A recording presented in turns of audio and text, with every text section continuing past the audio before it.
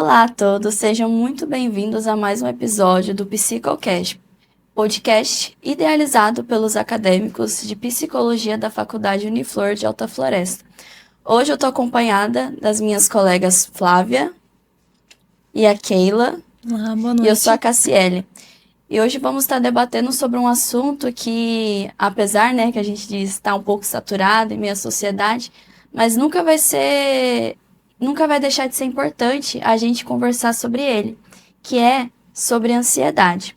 No decorrer do episódio, a gente vai estar falando um pouquinho sobre o que é ansiedade, quais são os seus sintomas e algumas técnicas que a gente pode utilizar para estar ajudando nesses sintomas que às vezes a ansiedade ela traz. Vamos estar tentando falar de uma maneira bem simples, calma. Vai ser um bate-papo hoje aqui junto com as minhas colegas. De início, eu queria iniciar explicando, o que é ansiedade, A ansiedade, nós entendemos que é como uma resposta emocional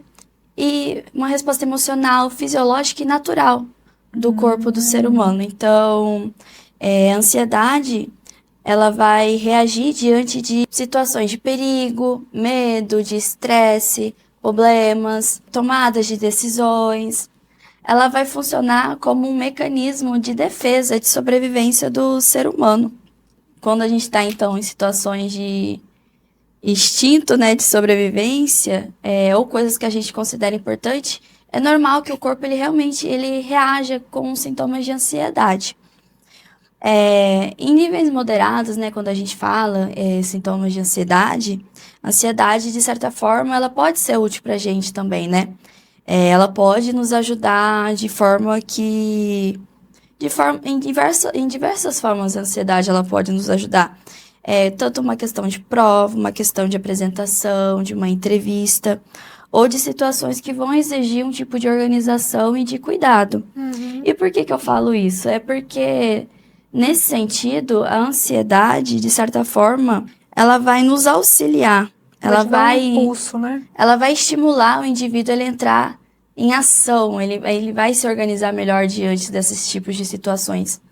Porém, a gente não pode falar, que a ansiedade ela é algo totalmente positivo, porque a ansiedade ela também tem o lado negativo, Vocês também veem isso, Para mim, o lado negativo é quando você não consegue mais parar de não estar ansioso, Você está ansioso mesmo que não tenha uma situação que necessite que você tenha esse impulso, de agir. Sim, realmente, quando a gente começa a sentir esses sintomas de ansiedade de uma forma muito intensa, de uma forma muito frequente e desproporcional, com o que a gente sente durante o decorrer do nosso dia a dia, ela é algo que vai nos impactar negativamente. A gente pode dizer assim, ela vai deixar de ser apenas só uma reação comum, do dia a dia. Porque realmente, será que eu vou bem nesse serviço? Será que eu vou bem nesse trabalho? E aquela prova, realmente, quando é algo que fica muito desproporcional... Pois é, Até para vir fazer esse podcast, a gente fica um pouco ansioso. Até a gente está um pouquinho ansiosa, mas é uma ansiedade positiva, porque aqui a gente está tentando se organizar, a gente está tentando agir da melhor forma possível.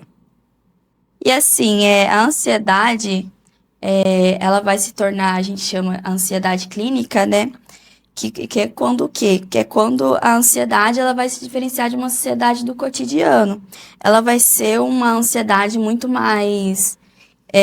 uma ansiedade muito mais intensa, uma ansiedade muito duradoura. Ela vai ser algo que vai ser incapacitante. Então, ela vai trazer prejuízo para a sua vida, É algo que realmente vai trazer prejuízos negativos para nossas vidas. Então, por exemplo, que nem uma questão de pessoas que de início sentem um pouco de ansiedade quando vai entrar no avião. Mas aí, com o decorrer do tempo, ela vai começar a ter um comportamento de esquiva. Então, aquilo de pegar um avião que era normal para ela e aos poucos foi escalonando para algo que ela não consegue mais fazer o quê? Como pegar um avião, que era algo que era simples, passa a ser algo que incapacita ela de não conseguir mais fazer. E isso vale para muitas outras atividades das nossas vidas. Então, como, por exemplo, viajar, dirigir. Realmente, a ansiedade, ela se torna algo muito negativo quando ela impede a gente de realizar, né, as atividades que antes eram fáceis e cotidianas e a gente já não consegue mais fazer por conta daquele sentimento de ansiedade. Pois é, tem pessoas que não conseguem nem sair de casa, né? E Cassiele, qual é a diferença entre o medo e a ansiedade? Quando a gente fala sobre medo e ansiedade, a gente às vezes pensa que é algo que tá numa mesma caixinha, né? Mas eles, de certa forma, eles não são a mesma coisa. É porque o medo, ele é algo que é mais... É medo de algo concreto, é algo que tá identificável. Então, por exemplo, eu vou dar um exemplo meu, que é... Até alguns anos atrás, eu tinha muito medo de galinha. E era o quê? Era um medo identificável, era um medo ali concreto, que eu sabia que aquela galinha vai me atacar, porque realmente existiu uma galinha na minha vida que me atacou e a partir daquele dia eu comecei a ter muito medo de galinha. Então, o medo, ele é algo que é identificável, ele é algo concreto, algo que está aqui presente, que a gente sabe que realmente pode acontecer. Então, é que nem o medo de cobra, medo de coisas que estão aqui em nossa frente. E já a ansiedade, ela vai estar ligada mais à antecipação, né? Ela vai estar ali lidando mais com os perigos futuros que estão, muitas vezes, não é algo concreto, não é algo claro. Então, não existe uma ameaça imediata, real. Então, é o famoso e se. Isso também, eu acho que vale um pouco também para o passado, né? Daquelas pessoas que ficam se martirizando. E se eu tivesse feito não sei o quê? E se eu tivesse agido de outra forma? É aquele medo. Do passado. Não é um medo, né, que não expliquei, mas é aquela incerteza do e se. Sim. É o medo daquela coisa que não aconteceu, né, algo claro. E o medo em si, quando a gente fala sobre medo, ele é algo concreto, ele é realmente algo que tá aqui, é identificável, é mais ligado à questão de sobrevivência, algo de fuga. E a ansiedade já vai estar para algo mais... A ansiedade é sempre ligada à incerteza, né? Pelo jeito. Tanto quando ligada ao passado, quanto ao futuro, né? Incerteza... Não tem como você saber. A incerteza você tem que aceitar. Certeza de algo que você não sabe o que é, né? E às vezes é um pouco difícil, mas... Aos poucos a gente vai aprendendo a lidar com essas incertezas. E quando a gente fala sobre ansiedade... a gente sabe que ela afeta tanto o fisiológico, o mental, o emocional. Ela vai afetar de diversas formas. E quais seriam essas formas que ela afeta? A ansiedade, ela pode afetar o indivíduo, o ser humano? Então, as principais, né, sintomas da ansiedade são exatamente nessa preocupação excessiva, né? Então, diversos eventos, diversas atividades cotidianas, elas passam a ser incômodas. E a pessoa acaba tendo que, né, tipo, recuar. Ela não consegue mais realizar essas atividades, né? Então, essa pessoa também pode sentir perturbação no sono. Então, ou ela vai ter insônia, ou, né, ela vai ter a hipersonia. Então, ou ela não vai dormir, ou ela vai dormir muito. Isso também, né, acaba afetando. Taquicardia, né, que é as palpitações, né, muito rápidas do coração. A inquietação, que é uma sensação de estar com os nervos à flor da pele. Então, essa pessoa está sempre irritada, né? Você vai falar uma boa noite para ela já te lança uma resposta. Então, ela vai estar sempre ali com essa irritabilidade. Os principais sintomas, né, são a preocupação excessiva. Então, a pessoa ela vai ter realmente essa preocupação. Então, diversos eventos, diversas atividades em que ela vai ter que estar realizando, ela vai acabar recuando, né? Então, ela não vai conseguir realizar essas atividades, né, cotidianas, né? Perturbação do sono também. Então, a pessoa ela pode ter insônia ou hipersonia. Então, ou ela não vai conseguir dormir, ou ela vai dormir muito. Então, também a taquicardia, né? Que é as palpitações aceleradas do coração, né? A inquietação, que é uma sensação de estar com os nervos à flor da pele. Então, às vezes você vai dar uma boa noite para a pessoa e ela já te responde, né? Com uma arrogância, porque ela vai estar... atrás um pouco. O ataque cardíaco é muito comum em ataques de pânico, né? Sim, também. Também muito saber comum. diferenciar um ataque cardíaco de um cafezinho tomado da manhã. É importante também. Muita gente acaba indo no hospital achando que é um ataque cardíaco, na verdade. Sim. Mas enfim. Então, nós também temos, né, a fatigabilidade, né, que a pessoa ela se cansa muito facilmente, né, das atividades cotidianas Acho que é dela. porque ela fica pensando muito, né? Sim. Nessas incertezas. Aí é Exatamente, cansativo, né? ela cansa muito por isso, né? E aí ela tá ali nas atividades do dia a dia, ela tem que lidar com aquilo e também fica com a cabeça a mil. Então ela vai se cansando com mais facilidade, Fora né? se ela tiver insônia, né? Aí vai estar Exatamente, acabada. vai estar acabada. Dificuldade de concentração essa pessoa também, né? Ela não vai conseguir focar. A irritabilidade também, que é quando a pessoa ela age frequentemente com raiva e ela tá sempre com aquele sentimento de frustração.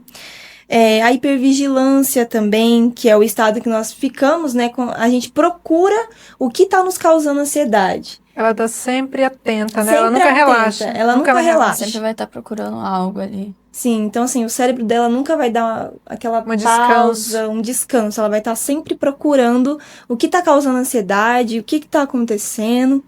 Então, é isso. E aí ela também tem a questão da evitação. Então, devido, né, à ansiedade e à preocupação excessiva, essa pessoa, né, com transtorno de ansiedade, ela passa a evitar muitas situações em muitos lugares também. E muitas vezes ela cria desculpa para não participar do evento, para não estar ali. O famoso comportamento de esquiva, né? Isso, exatamente. A pessoa vai se esquivar muito de certas situações que ela pensa que ela provavelmente ela vai sentir algo ali, algo que vai afetar ela. Sim, exatamente. E também outro sintoma muito comum é a tensão muscular. Então essa pessoa ela pode estar sentindo dores no corpo, tipo assim, não bateu em nenhum lugar, não aconteceu nada, mas ela tá sentindo aquela tensão muscular, Como né? se tivesse ido pra Muitas academia. dores, Exatamente. gente. Principalmente dor aqui nessa região dos ombros, Exatamente. do pescoço. Muito comum na ansiedade. O meu pai, ele sente muitas dores aqui nessa região. E meu pai é uma pessoa extremamente ansiosa. Então, assim, eles têm essas tensões musculares também. Keila, e quais são os tipos de transtornos de ansiedade? Então, eu vou falar somente sobre 2, porque se a gente for falar sobre todos eles, a gente vai ficar aqui um bom tempo. Então, realmente, o DSM-5 que nem eu falo, a Bíblia, né, dos psicólogos e psiquiatras, eles têm bastante categorias dentro dos transtornos de ansiedade. E realmente, se a gente for falar sobre cada um, a gente fica aqui o restante do episódio, mais de horas discorrendo sobre o assunto. Então, eu vou falar, né, sobre o transtorno de fobia social, que é quando, né, a pessoa ela tem um medo intenso, um medo muito persistente e muito desproporcional de ser julgada, de ser humilhada ou até mesmo de ser rejeitada em algumas situações sociais, né? Então, isso pode causar a ela, né, sudorese, né, que é o suor excessivo, ataque cardíaco também, tremores, falta de ar, muitas vezes, e também a tensão muscular vai estar presente ali, né? E também falando um pouco sobre o transtorno de estresse pós-traumático. Ele é um distúrbio também de ansiedade e ele se desenvolve, né, após a vivência da pessoa de algo, né, muito traumático ali para ela. Pode ser, né, um acidente muito grave, né, tipo desastres naturais também. Então, assim, tudo isso tudo que causa um trauma para aquela pessoa, né? Quem está em região de guerra, né? Exatamente. Também tem Antigamente, né, muitos estudos, né, na psicologia se originaram, né, após as guerras mundiais, devido bastante pós-estresses, né, pós-traumáticos. Com certeza. E essa pessoa, ela que tem, né, esse transtorno de estresse pós-traumático, ela pode, né, ter os sintomas, né, que é a vivência, que é a sensação de ela estar revivendo, né, revivendo aquela cena traumática, né, então, assim, ela pode estar no trabalho ali, e aí, de repente, ela tem uma sensação, né, acontece alguma coisa, um gatilho, e ela tem essa sensação de ela tá revivendo aquela cena traumática novamente. Ela também sente, né, ela pode ter pesadelos que podem ser aparentemente muito reais. Então, assim, ela pode se confundir com isso. Ela também pode ter lembranças intrusivas, que é uma lembrança que ela vem totalmente, assim, de repente, uma pessoa não escolhe ter aquela lembrança, que a lembrança simplesmente invade a mente dela, e aí ela tem essa lembrança, né, desse trauma. Irritabilidade, insônia, dificuldade de concentração também, e vigilância constante. Então, essa pessoa está sempre num estado de alerta, né? Como a Flávia falou, essa pessoa ela nunca consegue descansar, desligar. Então, esses são, né, os sintomas do estresse pós-traumático. Aí, a gente conversou sobre tudo isso e hoje em dia existem pequenas estratégias, né, que a gente pode estar utilizando para às vezes estar lidando com ansiedade que a gente pode sentir durante o decorrer dos dias, algo que pode nos ajudar a nos acalmar em alguns momentos que a gente sinta a ansiedade um pouco mais elevada. E você, Flávia, acho que você tá mais por dentro do assunto que a Flávia, gente, ela ama conversar sobre esses assuntos. Quais são algumas estratégias que a gente pode estar utilizando? Então, eu separei aqui 3 técnicas que podem ser utilizadas para minimizar os sintomas, né, que a Keila falou de ansiedade. Essas técnicas, elas podem ser que funcione para alguns, para outros não. Então, depende muito. Você tem que tentar e ver o que funciona para você e o que não funciona, tá? A primeira que eu vou falar é uma técnica já bem conhecida, é a respiração diafragmática. Respiração diafragmática, ela é uma técnica bem simples, você pode fazer em qualquer lugar, né? Você vai colocar sua mão no abdômen e sua mão na região peitoral. E vai respirar lenta e pausadamente. Você vai inspirar por 3 segundos. Vai segurar por 3 segundos e vai soltar o ar pela boca em 6 segundos. E você vai fazer isso até você conseguir se acalmar, tá? Ai, me acalmei agora. Agora eu me acalmei. Então, essa técnica é indicada para quê? Para sintomas, de acordo com o que a Keila estava falando aí. Para hiperventilação, né? Se você está hiperventilando, ela vai acalmar a sua respiração. Para sintomas como tontura, falta de ar, desmaio, né? Para evitar esses sintomas. Além de diminuir a tensão muscular, que é um sintoma que praticamente todo mundo que tem ansiedade tem esse sintoma da tensão muscular. Outra técnica que eu separei aqui é uma técnica chamada movimentos oculares de um lado para o outro.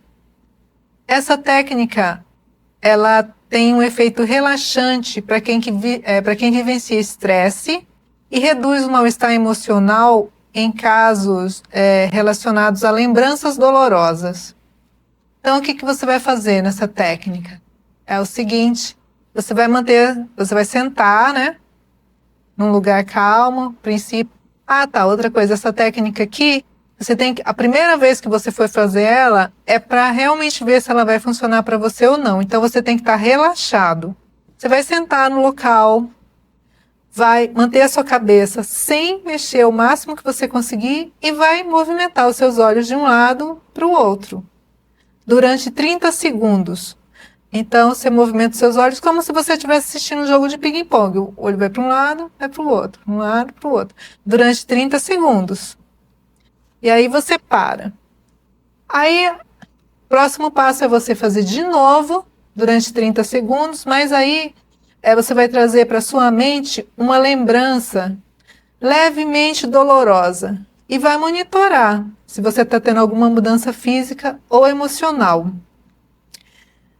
Aí você vai fazer de novo com essa lembrança levemente dolorosa e sempre verificando se está tendo mudança física ou emocional. O próximo passo, né, agora, na terceira vez, é você puxar uma lembrança mais dolorosa, tá? Mais perturbadora. E aí você faz de novo essa técnica, verificando se está tendo mudança física ou emocional. Se você achar que você teve um benefício com a técnica, você pode fazer ela em qualquer momento que você tiver uma lembrança que te perturbe, que vai te acalmar, vai te ajudar. Essa técnica também é usada para insônia. Para insônia, você já deve estar deitado na sua cama, preparado para dormir. E aí você vai fazer também, movimentar os olhos de um lado para o outro.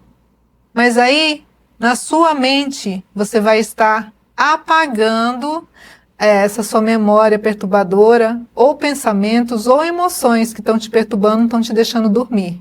Então, você vai fazer isso de 3 a 4 vezes, né, movimentando os olhos por 30 segundos e apagando essas lembranças, e aí você tenta dormir. A gente tem contraindicação para essa técnica. A contraindicação para ela é o seguinte, para ela e para a próxima técnica que eu vou falar também, que é a técnica reflexo do mergulho.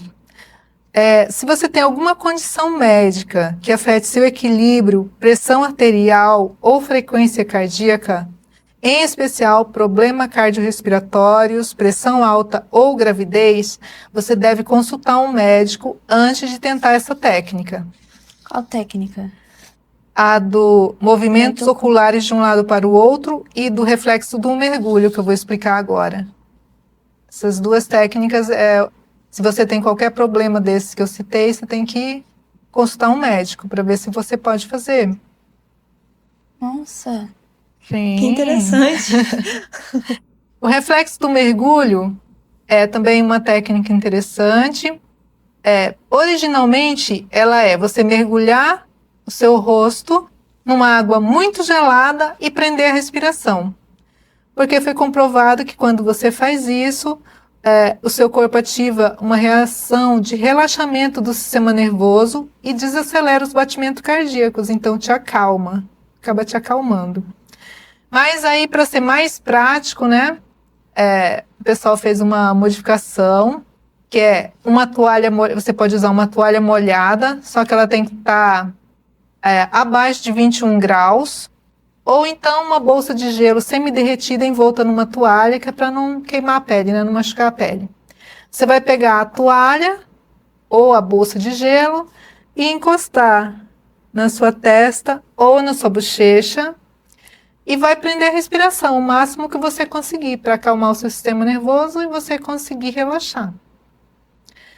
Mas, gente, o que a gente quer dizer para vocês com tudo isso é que a ansiedade tem tratamento. Você pode ter uma vida muito melhor se você tem ansiedade. Então, o ideal é você procurar realmente um tratamento, mesmo que a sua ansiedade seja leve, porque a tendência dessa ansiedade, essa ansiedade leve, né? Se você não cuidar, ela piorar, se transformar numa ansiedade grave, depois virar talvez até outra coisa pior, muito mais difícil de tratar. Então, assim, procure tratamento. Tem tratamento no SUS, a gente sabe que demora. Demora, né? Porque a fila é grande, não tem tantos profissionais para atender. E também a faculdade Uniflor vai estar inaugurando a clínica no início do ano que vem, 2027. Provavelmente agora, no segundo semestre de 2026, nós vamos ter informações sobre como a população vai poder participar dessa clínica, quem quiser, claro. Tá? É sempre bom ressaltar que buscar ajuda profissional não é fraqueza, é um sinal de cuidado. E é um sinal de cuidado que todos nós devemos ter, né, perante Com certeza. todas as situações que a gente enfrenta hoje em dia, seja elas, porque uma situação mínima, para mim, pode ser uma situação muito grande para você. Então, realmente, se você sente algo assim, nesses sentidos que a gente falou aqui hoje, busque ajuda, não é sinal de fraqueza, é um sinal de cuidado. É sempre importante a gente cuidar da nossa saúde, seja ela mental, seja ela física. Então, Cassiele, quando você procura ajuda, você está sendo realmente muito forte, está cuidando de você, o que é o mais importante de tudo, e também você vai ser a sua melhor versão, né? Porque com ansiedade você não é a sua melhor versão, você é a sua versão sobrevivente. Sim. Né? Então, vamos procurar ajuda, gente. Eu queria agradecer a vocês por ter acompanhado esse episódio. Realmente aqui a gente sentiu um pouco na pele que é ansiedade. Primeira vez da gente gravando algo nesse sentido, né? Dessa forma, né? Mas A gente espera que vocês tenham gostado do conteúdo, que vocês tenham compreendido. A gente tentou falar de coisas bem simples, de maneira direta, sobre o que é ansiedade, né? Que é algo que é importante, né, na sociedade, é sempre bom a gente debater. Hoje em dia, tem o seu reconhecimento, mas é sempre importante a gente estar reafirmando, né? Então, só queria agradecer a vocês, né? A gente Sim. fica por aqui. Muito obrigada a Obrigada, todos. gente. Muito obrigada. Muito obrigada a todos. Obrigada.